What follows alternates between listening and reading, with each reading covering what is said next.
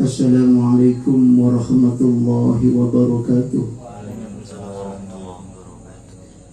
A'udzu billahi minasyaitonir rajim.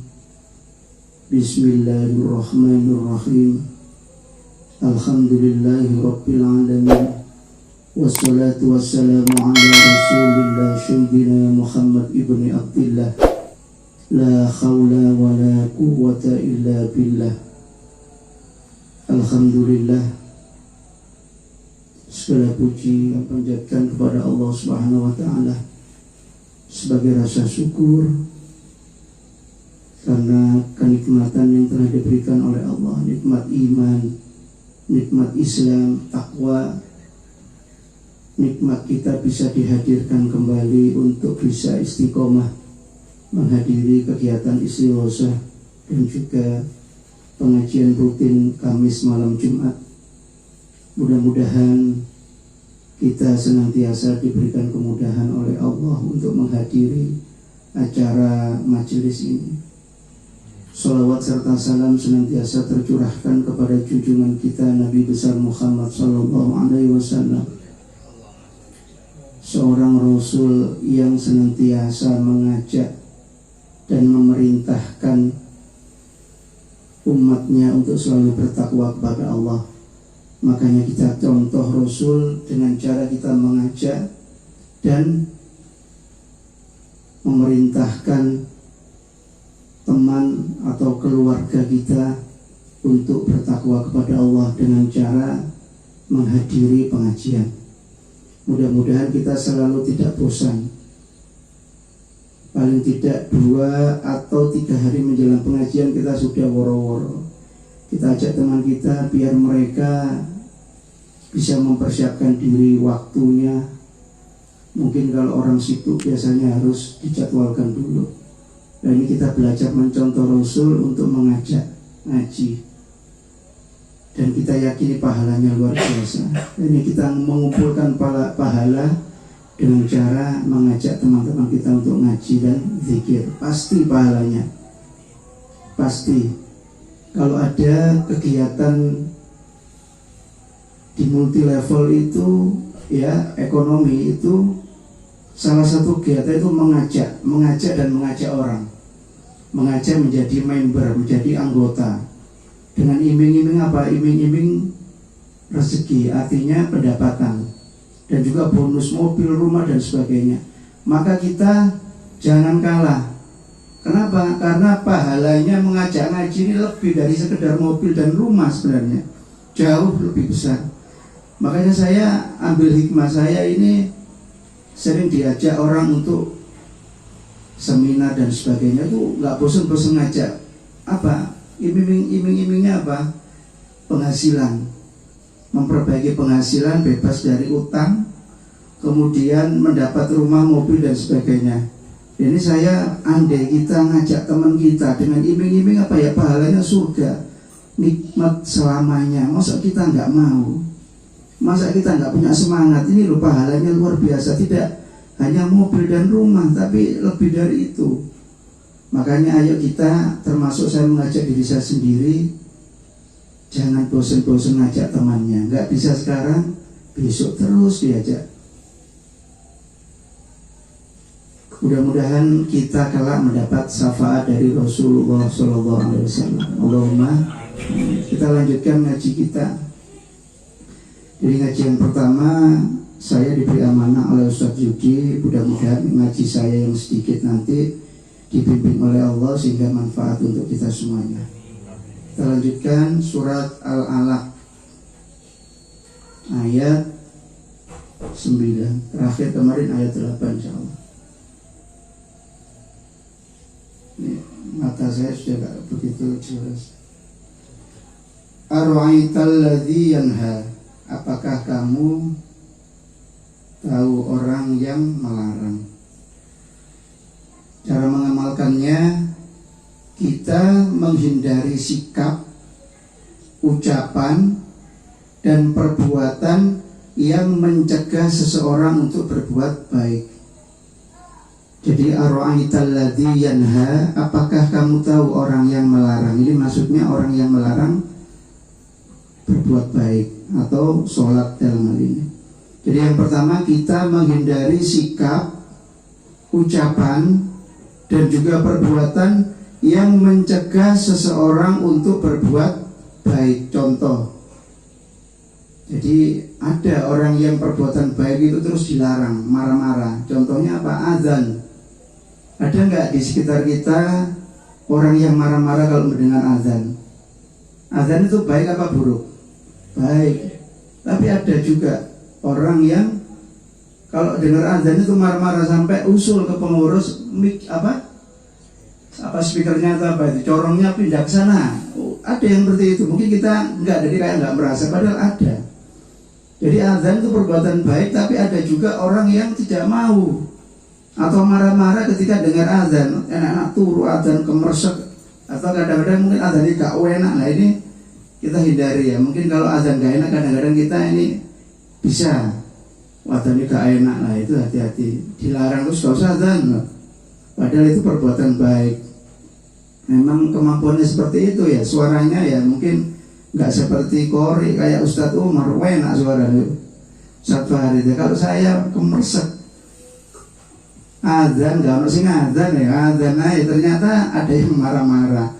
Nah ini kita hindari sikap, ucapan, bahkan perbuatan. Karena marah-marah dengar orang azan, ini udah datang ke masjid marah-marah untuk melarang orang itu azan, jangan suruh azan. Jadi kita hindari, itu yang pertama.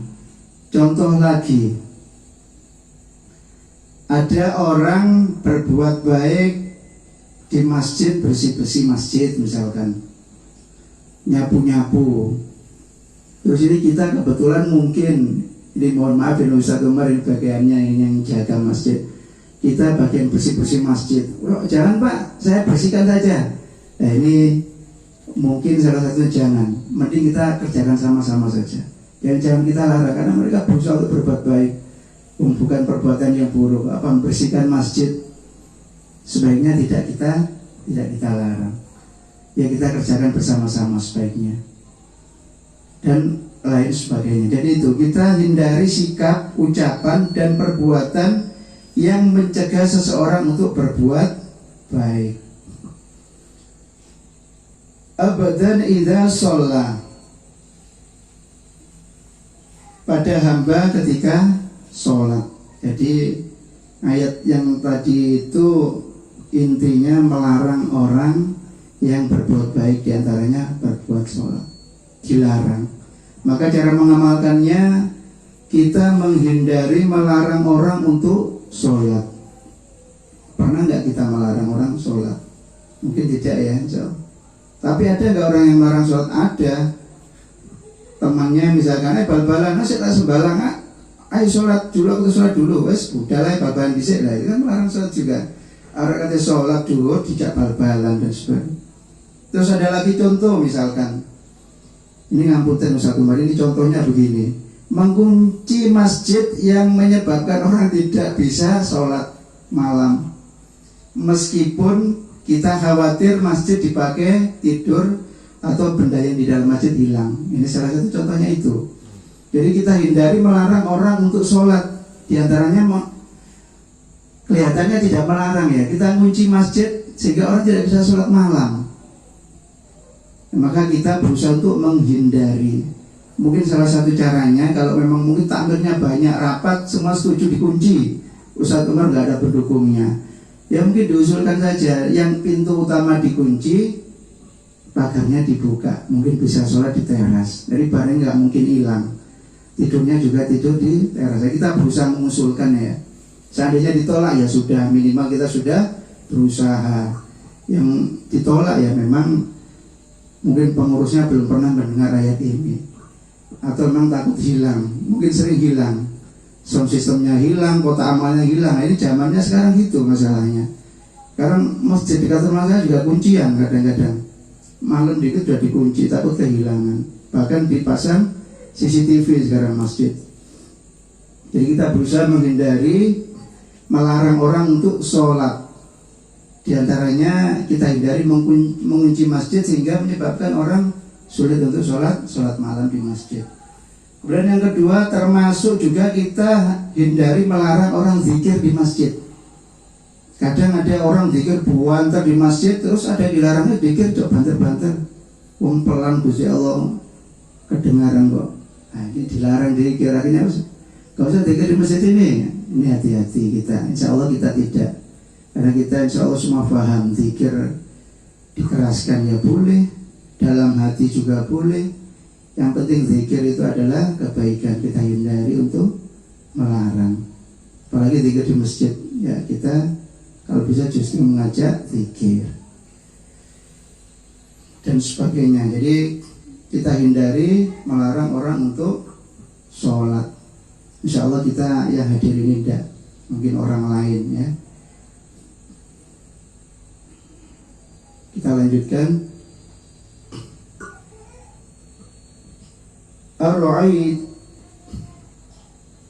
Ar-ra'aita in kana 'alal huda. Apakah kamu tahu jika hamba yang dilarang tadi adalah atas petunjuk? Cara mengamalkannya, kita menghindari melarang orang berbuat baik. Ya, tadi ya, kita hindari melarang orang berbuat baik apapun bentuknya. Kalau memang itu bisa kita kerjakan bersama-sama, ya kita kerjakan bersama-sama biar semua dapat pahala. Termasuk kita hindari mengolok orang yang sholat. Ada orang yang biasanya mungkin nggak pernah ke masjid, terus tiba-tiba berangkat ke masjid. Kadang-kadang ada teman kita yang gudo, "Bedang di bos, nah masjid dah." Nah, karena apa? Biasanya nggak pernah ke masjid. Begitu di masjid mesti ada temannya yang menggoda. Nah, ini kita hindari. Kita hindari melarang, atau bahkan suasana masjid biasanya tidak sholat. Ini hati-hati kita mengolok orang yang sholat. Yang kedua, kita berusaha berjalan di atas petunjuk.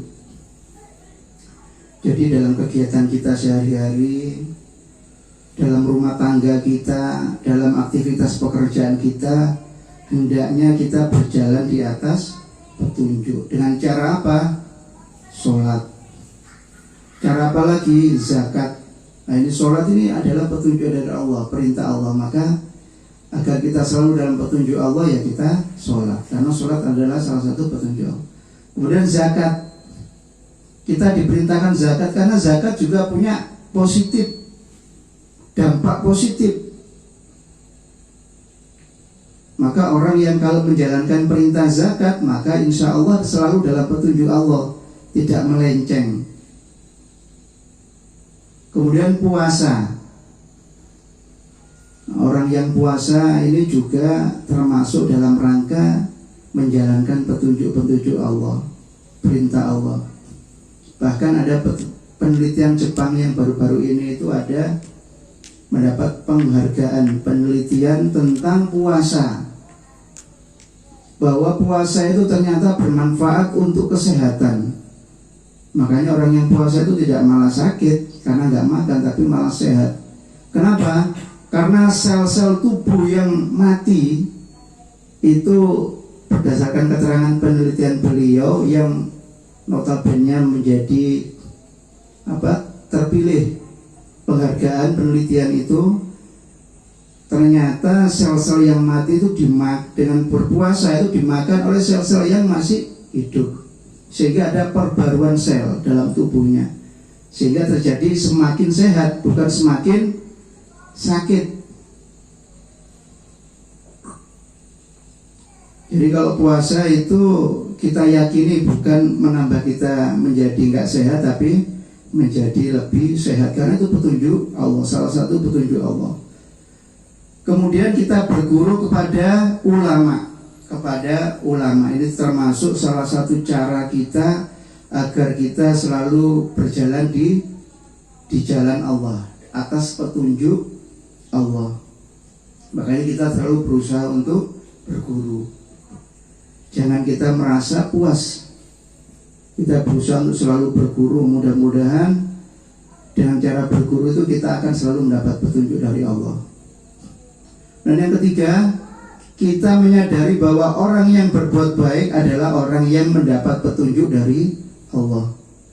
Jadi kita sadari kalau lihat orang yang baik itu petunjuknya Allah, artinya bimbingannya Allah. Sehingga kita berusaha untuk memperbanyak berbuat baik. Caranya misalkan dengan cara sedekah, bayar zakat dan lain sebagainya.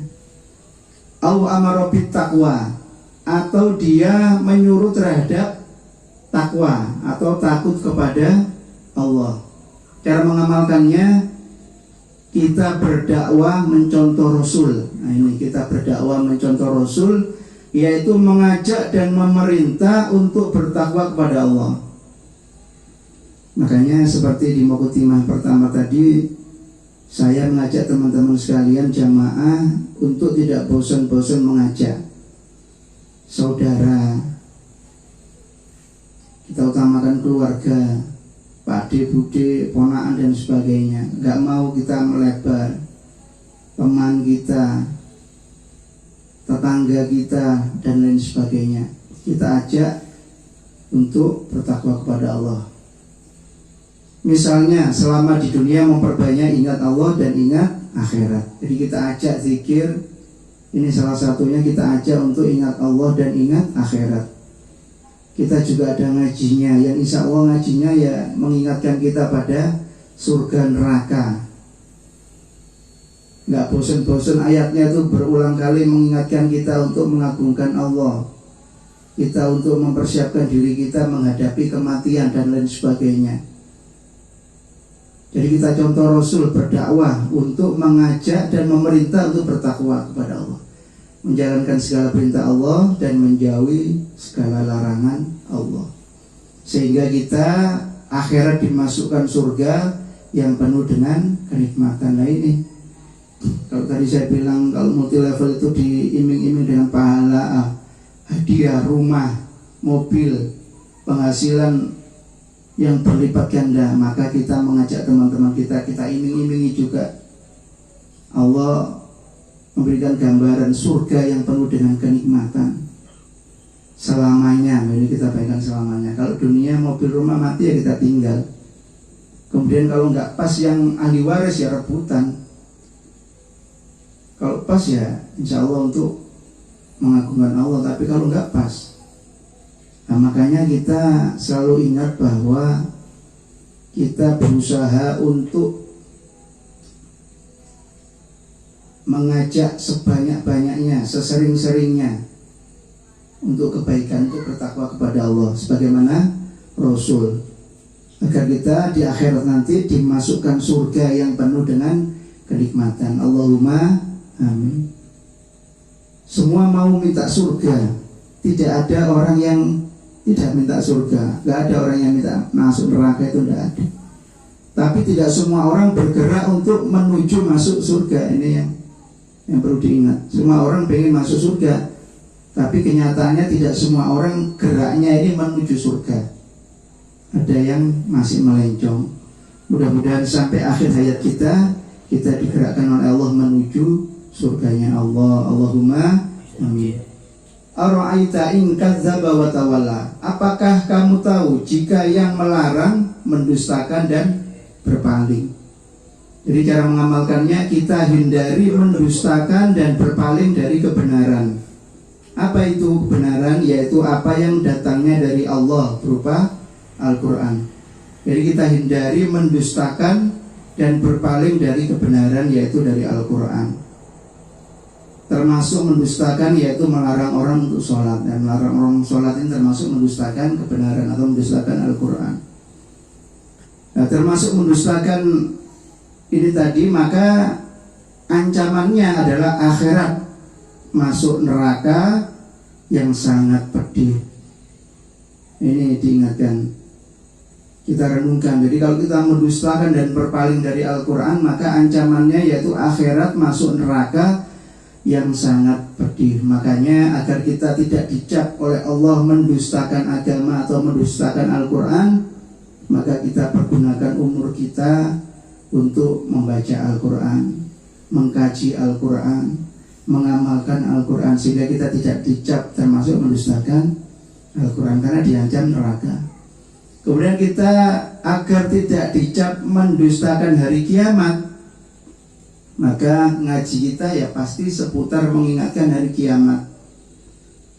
Mudah-mudahan dengan kita ngaji selalu mengingatkan hari kiamat, mengingatkan akhirat, maka kita tidak dicap untuk mendustakan hari kiamat, sehingga terhindar dari siksa neraka yang sangat pedih. Jadi itu intinya, kita berusaha untuk berbuat baik dan jangan sampai kita melarang orang berbuat baik.